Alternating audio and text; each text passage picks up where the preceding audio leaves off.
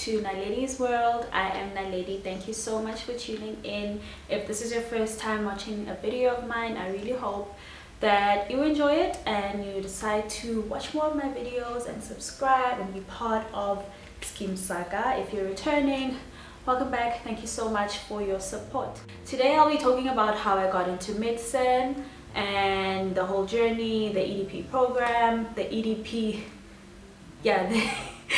the extended degree program, and let's get into it. Just for if anyone is thinking of getting into or of applying to med school or whatever, first thing I'd say, you need to make sure that your grades are obviously like as good as they can be, like your maths, your physics, your life science, and whatever else you do, just make sure it's as great as it can be. And then don't neglect your extramural activities. That's one thing I did. I did not play sport. When I got to matric, I was like, okay, I'm quitting sport, I'm just gonna focus on my academics. And then afterwards I realized, oh damn man, I shouldn't have done that. I should have stayed with everything. So if you're playing soccer, you're playing netball, you're playing hockey, you're a swimmer or whatever, keep at it and like get even better, invest time in your craft, because those are things that really make you stand apart from other students. You know, make sure that if you're an actress, if you're a singer, excel in that, so that when you fill in your application form and whoever has it in front of them, they see all of these things that are just decorating your form and they're like, wow, this is one person that we want. Because as much as varsities want to have students or accept students, like they want kids who are going to be able to represent them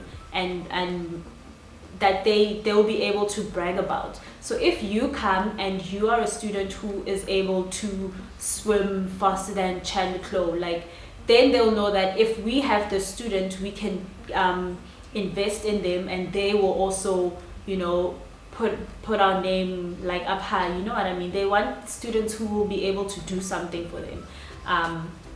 So do that. If you can show a varsity that you are a good investment, that you are bringing something to the table other than your brain, like you can, or like other than just your academics, like you can do something else, they're definitely more likely to take you and to give you a bursary or something. So do that. Your extramural activities, volunteering, things like that, like volunteer your time. Show that you are passionate about something other than just your academics. That's very, very important, and it's what sets you apart. It's what gets you bursaries. It's what gets people to notice you doing something different. So do that. And yeah, just get a lot of information. If you're thinking you want to be a doctor, do a shadow a doctor for like 2 weeks. Do some volunteering at like a hospice or something. Have as much information about what you want to do as possible. If you want to go into finance, find a company and go there and be like, I will staple your papers together. Just you don't even need to pay me. You know, just do things and get your name out there. Like start working then. It's always great to know someone. It's always great to know people, but we don't all know people. Like we don't all have those connections that people have.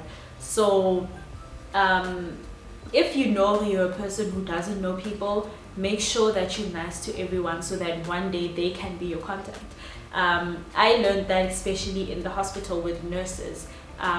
Nurses obviously have a bad reputation of being angry and being rude and whatever, but if you have a nurse in the hospital that you know, I can go to this nurse and ask them for whatever and they'll help me, it's such a great tool. So even like wherever you go, just be kind and respectful to people, so that after you leave, if you come back and you are going to be asking them for information, they will be like, I remember you because you were, you know, respectful or whatever. Even if a person comes at you with flames, or being rude or whatever. You control your reaction and you just come with a calm demeanor, very respectful, and that is how you earn people's respect also. And that's how you get people in your corner. So always do that, always stay humble, always stay gracious, so that if you have to come back to someone and ask for something, they are not they don't have a leg to stand on when they want to say no. When I was thinking about what I want to do once I've done my matric, or what job I want to do, I took 3 things into account. Number one, I needed a job that would give me financial freedom. I needed a job or a career that would give me financial freedom. I needed something that in which I'd have job security, so I'd know that I always have a job. And I also wanted something that would challenge me every day. I did not want to fall into a routine and then get bored. I just wanted something that would keep me on my toes all the time. And so medicine was really fit the whole all my categories, the criteria. So I thought, okay, like, why not do it? I had a lot of people before be like, yeah, you should be a doctor, yeah, you should be a doctor. And I thought, why not? But it wasn't really because, like, I want to help people or whatever. Yeah. And then from grade 7, I've always been like, I think I saw Table Mountain maybe in like a magazine or on TV or something, and I was like, damn, bro, like, I really want to go there. I want to be close to the mountain, just in the vicinity, because there was just something about a flat mountain that was really appealing to me. So when I applied to Wits, I applied to University of Free State, I applied to Stellenbosch, and I applied to the UCT. At Wits, I had applied for BSc, and then Free State, I think it was radiology, Stellenbosch medicine, and UCT was engineering. I don't know what Wits said. I'm not really sure. I can't remember. I think UFS had accepted my application. UCT rejected my application, but I got placed for accommodation. But yeah, Stellenbosch offered me the recruitment bursary, and as soon as I saw that, then I was like, okay, this is where we're going, that's it. And yeah, that's how it happened. I remember when my family and I were driving down here, I was excited, but I wasn't like, I was just like, okay, I'm going to varsity, like, I was just very chilled about it. And we drove and we went straight to Stellenbosch. So when I got there, like, to Stellenbosch, the place, I looked around, seeing all the trees, and it looked so beautiful. And I was like, this looks really nice. Like, now I was getting pumped and getting excited. And then we went to like the admin building or something like that. And because now we were looking for Paro. For some reason, we thought that Paro is like woman next door to Stellenbosch. And then one of the ladies there was like, no, sis, you have to go to Cape Town. This isn't Cape Town. What? Half of my head was like, okay, it's closer to Cape Town, yay. But I'm not in Stellenbosch, like, I'm leaving all of this. That's so sad. So then we drove down, and I remember as we were driving, there's like a circle thing, like a round bender, like just before you get to the campus, where you can see the surrounding. And I was like, no. Yep. Then we got here, there was a fence. I think that was a fence and a gate. That's when I was like, yo, this is so different. Because at Stellenbosch, it's like the varsities, the campus is integrated with the community. It's just one thing. Here, it's like, so I was really taken aback by that. But yeah, got there, registered, the whole thing. And for the first probably 3 days I didn't have res, so I stayed with my family in a hotel. And then once I was placed, I remember my mom told me that once you get res, we're gonna leave and go back home. I thought, lol. I got placed in Francie, and they helped me settle in, and then they were like, okay sis, we out. And that was that. Yeah, basically that's how I got into med school. I think I was really excited, but not like, I feel like a lot of people were more excited than I was that they were going to varsity, but that was that. So I remember when we had the welcoming talk thing, we had booklets, and in the booklets it was everyone's names and what they were studying, whether it was NBCHB, physiotherapy or OTs or whatever. And then next to my name, I found my name in BCHB, but then there was a SS7YR, and I'm like, what does that even mean? So then I checked if anyone else had that with their name, and I saw there were some people, but it wasn't a lot. And I didn't understand, like, what does this even mean? But I was like, you know what, I don't care, I'm here already, we'll figure that out later. And then I came to find out that that meant I was part of the extended degree program. So I don't know how I got into it. I don't know what the criteria they used. I just found myself in there. And yeah, so what that basically means is that I did my first year of medicine over 2 years. I did half of the modules in EDP 1 and then the other half in EDP 2. And there were some other modules, EDP modules, that they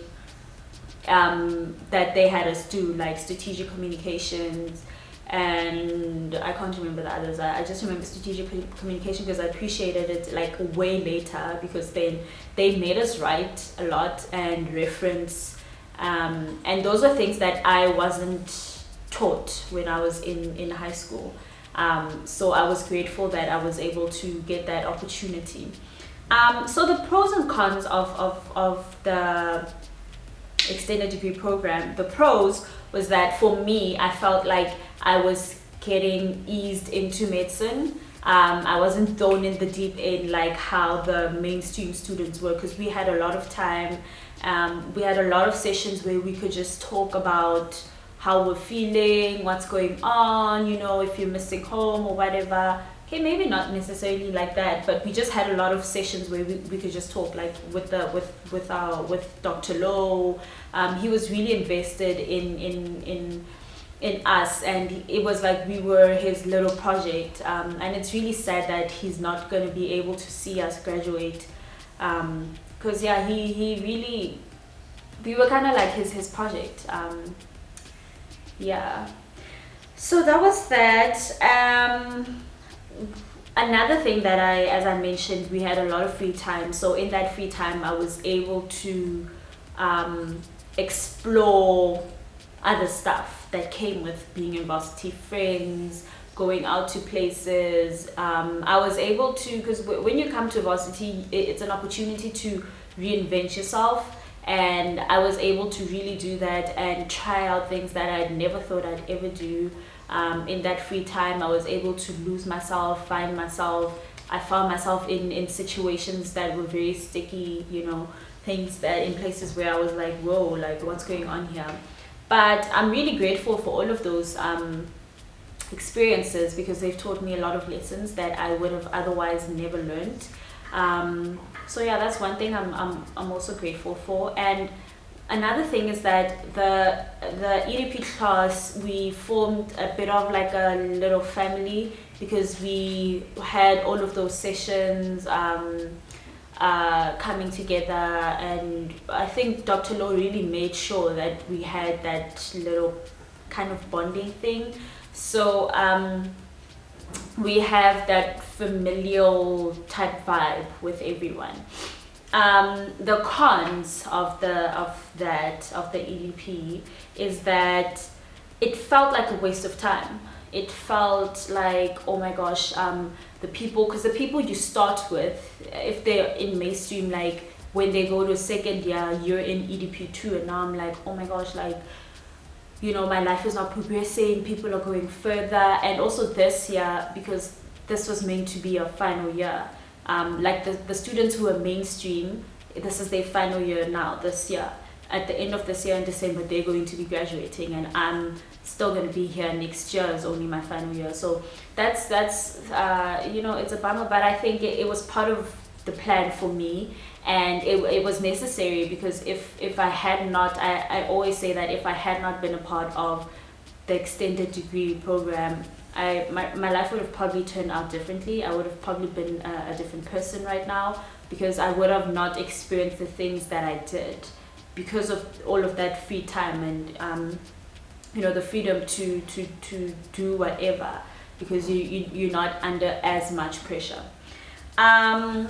The one thing I hated the most about the extended degree program was the whole misconception about it. Since we don't know how a person really becomes part of it, or the selection criteria, a lot of people just came up with their own theories of why or how people end up there. I remember in first year, I was walking next to V, and there were some other girls in front of us, and they were, I can't remember how the conversation was going, but then asking about the EDP students, like how they got into the program. And then one of the girls was like, she heard that they failed a certain test, and I was like, sorry, what test? Because I definitely knew for myself that there's no test that I wrote, and there's no test that I failed. So what's this go on about? And then in that moment, it hit me that, oh my gosh, is that what everyone is thinking? Is that what everyone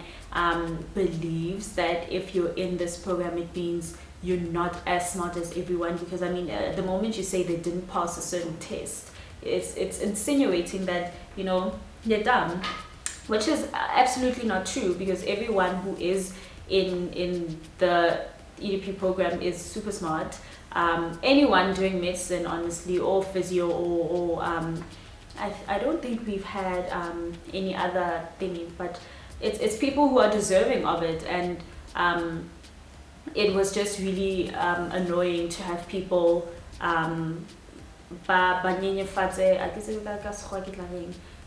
to just undermine you being there. You know what I mean? Yeah, that's one thing I really, really hate.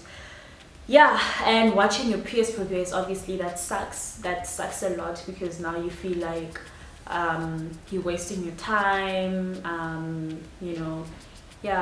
but I think for me it was necessary for me to be part of that. When I look at it, like in retrospect, it was good for me. I really needed it. So the big thing for me with coming to varsity was adjusting my viewpoint of the world and my perspective, or because and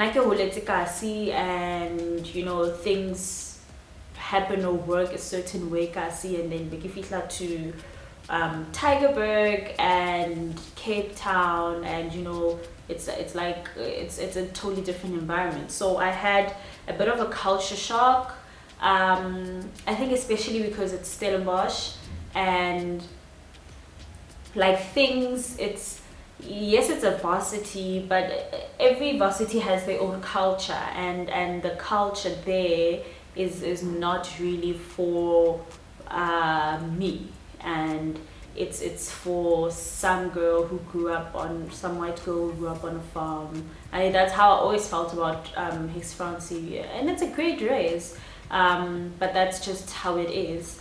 So that was something that I had to just work through. I remember when we had like all those chies things and singing and whatever. Most of the songs are, the two songs that I know, are in Afrikaans. And when you're singing, you're in first year, you're a kid, you're happy, you're excited, you're chiesing with your people. And I remember after a day like that, where we were chiesing and whatever, I watched Story Saspating, hi Spa, she was at UJ, and they were also having their whole spirit vibe.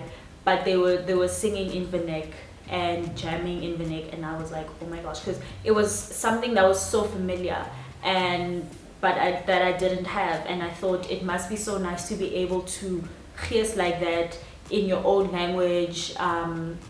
With that, because the song, I think I knew that song already, so like just having that whole vibe, like I thought that must be so nice, and I don't have that here because this place is for like someone different than me. So yeah, that's just, but that just comes with being here, you know. Another shock that hit me was the academic shock. First off, when I was in high school, like,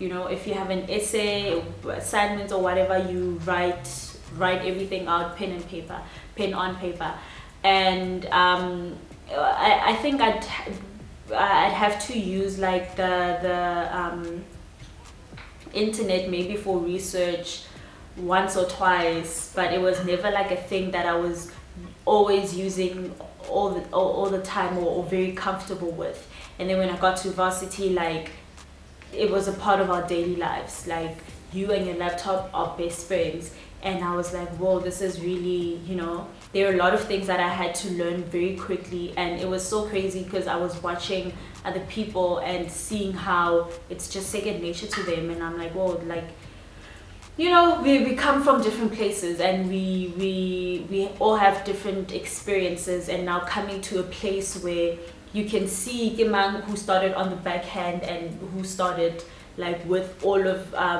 the advantages, you know, and somehow you have to just catch up and be there because that's what's expected of you. And it's very sad, especially if you having trouble adjusting to all of the technology and things like that. If you're not familiar with it, then and even in class, like if a person is struggling with whatever, the people they're already used to all of these things. You can see on their face, and I'm just like, where's your sense of empathy? Because everyone starts somewhere. They had to learn how to use all of these things, and it's great for them that they learned when they were younger, or, you know, in a different space. But this is what this person's going through, and you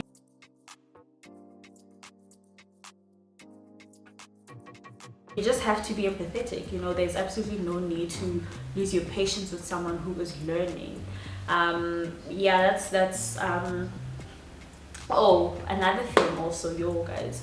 So when I was in high school, from high school, primary, I've always been like a student, passing everything with flying colors. I'd study, like, but I wasn't like going hard and crazy. So for me to get all those marks, I was like, girl, you smart. You know, that's one thing I've always known about myself, and I've been very sure about, is that I'm smart.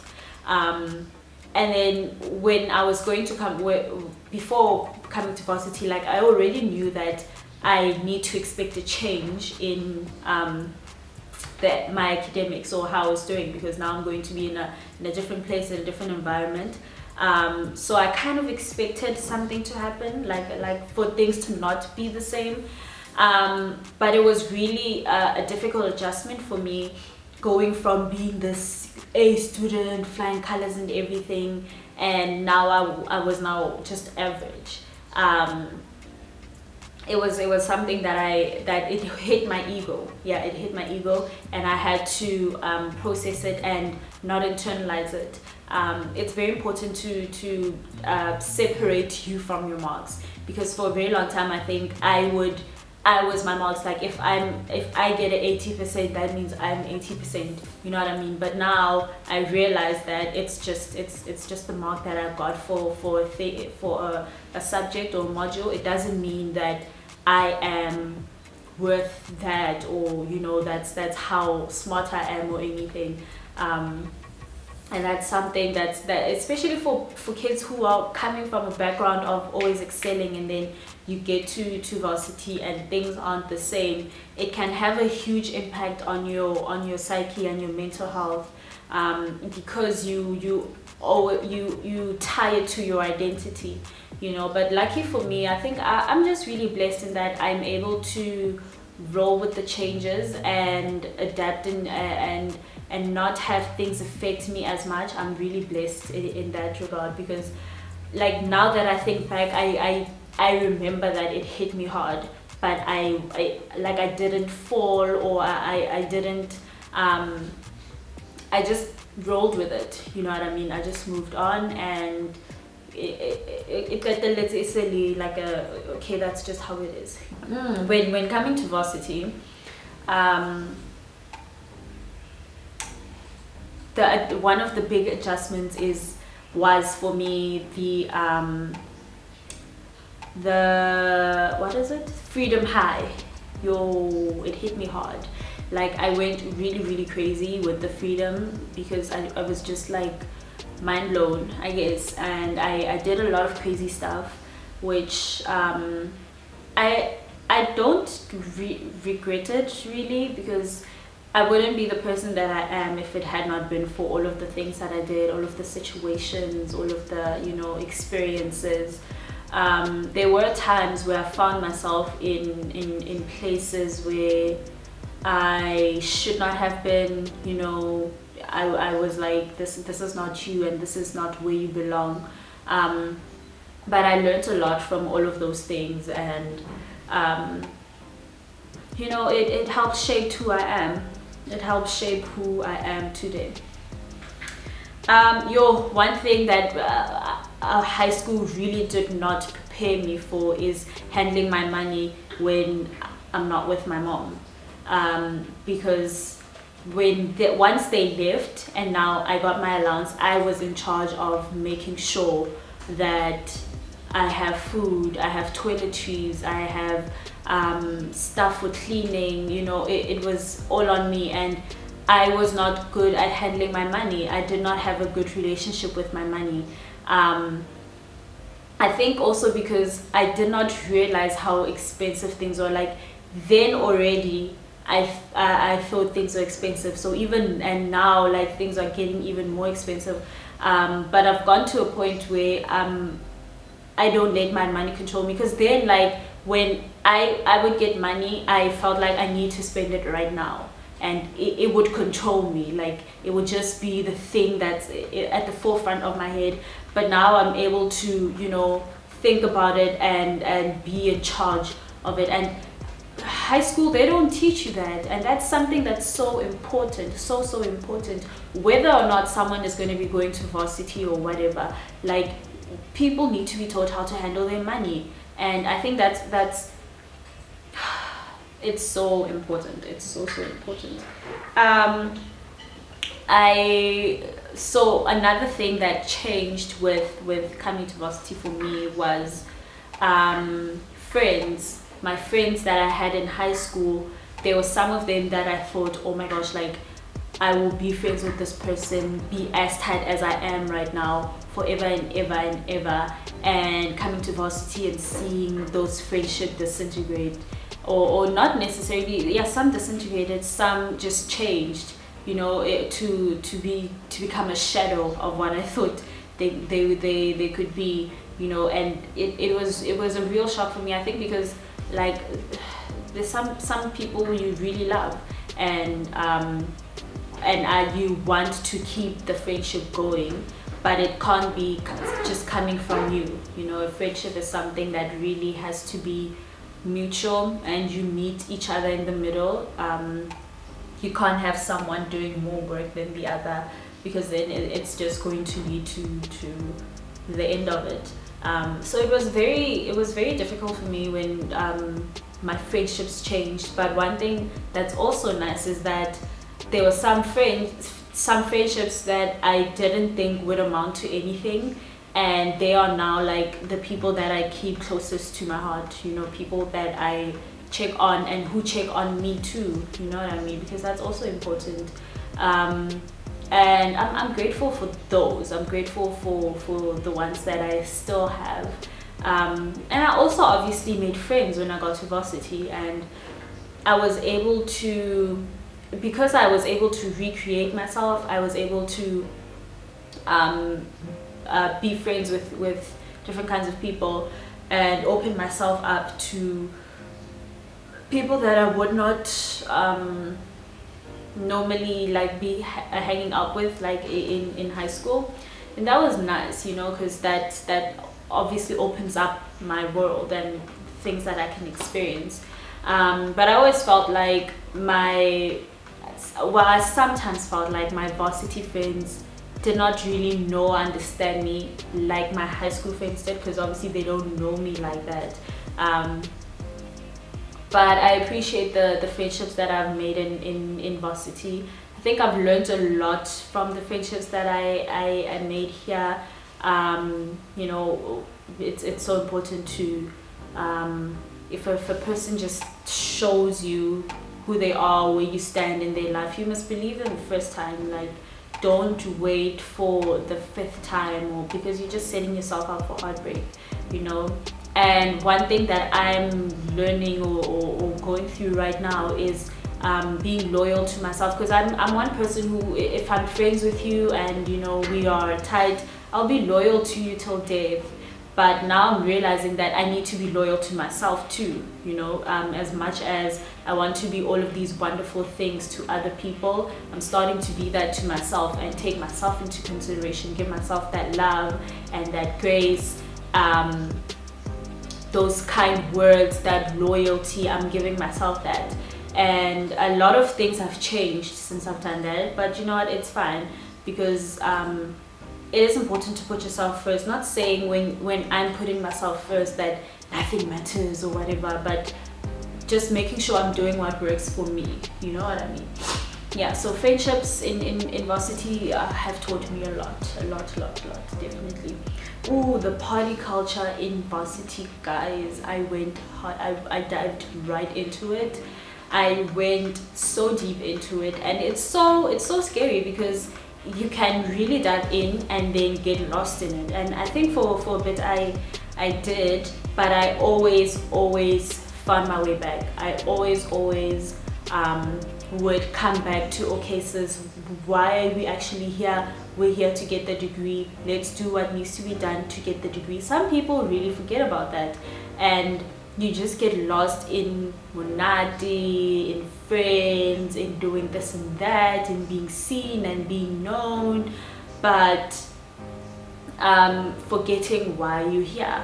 And I remember there were times then I'd be like, yo, guys, like, I think I've kind of forgotten why I'm here, so I need to just, you know, take a few steps back and get the work done. What needs to be done needs to be done. And I'm grateful that I'm that person who was able to party, do whatever, and still go back and do my work and pass. I think that's one thing I'm grateful for, that I was able to just still pass throughout all of that phase. Now I've kind of like calmed down. I did too much, so now I'm just settling back down. Yeah, in the past like 3-4 years I lost myself a bit, and now I'm coming back to myself, recentering myself, rediscovering myself, you know, learning myself again, and finding out what I love, what I don't love, because a lot has changed. And yeah, I'm just rekindling my relationship with myself and making it a beautiful one, and not judging, you know, and just because I understand that any decision that I made when I was younger, whether it was dumb or, you know, whatever situation I found myself in, I was young then, and I was in that moment, you know, and I shouldn't judge myself for that, but instead just understand that that was me, my process in life, and, you know, move on. I take the lesson from whatever happened and move on with that. One big thing that one definitely needs to think about when coming to varsity is funding. I remember in high school talking about, yo, now I'm gonna have bursaries fighting over me, or I want to fund her, no, I want to fund her. Lord. That was really not the case for me. Yes, in first, second, for the first 4 years I had the recruitment bursary. So it's the first 2, it's EDP years, right? And then second year and third year, those are the years that were funded. And then everything else do, because they like, I don't understand. Yeah, anyway, so the first 4 years were funded, and then after that I had to, you know, and even in those first 4 years, like, they only covered tuition and registration, and not accommodation, food, internet, because we still had to pay for internet, all of those other things. So we had to take loans. My mom had to take a loan, and yeah, that's how I survived for quite a long time. And after she lost her job, I was so stressed on it. Now what's gonna happen, you know? I've applied for NSFAS like literally every single year, and every time I'd get rejected. I'd appeal, and it would just, and I was like, yo, when I learn to lawyer, like when I learn to this whole thing, and I don't understand why. So for me, funding has been a huge source of misery and just stress, ongoing stress. Like at night, but then in your head all that's ringing is, how are you going to pay, sis? How are you going to pay? But every single year God would just come through with a plan, and like somehow I just see chelete eo ipatezo, and I'm so grateful that he came through each time, you know. It's important to do your research, like when going into applying into something, because education is really expensive. Like, yes, I took that route of going to one of the very expensive schools, but in general, quality education is expensive. And the price of education, of food, the cost of living in general, with inflation, but people's salaries are stagnant. Like, and it's like, how do you expect people to keep living off of the same salary if things keep getting more expensive, you know? So yeah, it's very, but like in funding, it's been a huge source of stress. And I know that I'm not the only person who goes through that. There are so many students who just have a lot of anxiety when it comes to thinking about funding. So it's one thing that's very important to consider. And I think now it's just very I was lucky that I got the recruitment bursary. Yeah, and God just came through for me like each time. So yes, that is all I have to say about that. Thank you so much for watching my video. I hope you enjoyed it. I hope it gave you a bit of insight on how you can get into medicine or anything else. If you enjoyed it, please give this video a thumbs up. We are on the road to 500, guys, so let's get those subscribers. Please subscribe, please share the video if you have not. Tell your friends, tell your family. Let's get everyone to subscribe, and let's hit 500 subbies by July. I can only do it if you help me, so let's do it, guys. So since you enjoy this video so much, I have more options for you right here, so you can pick which one you want to watch, and you can click on this one, you can click on this one.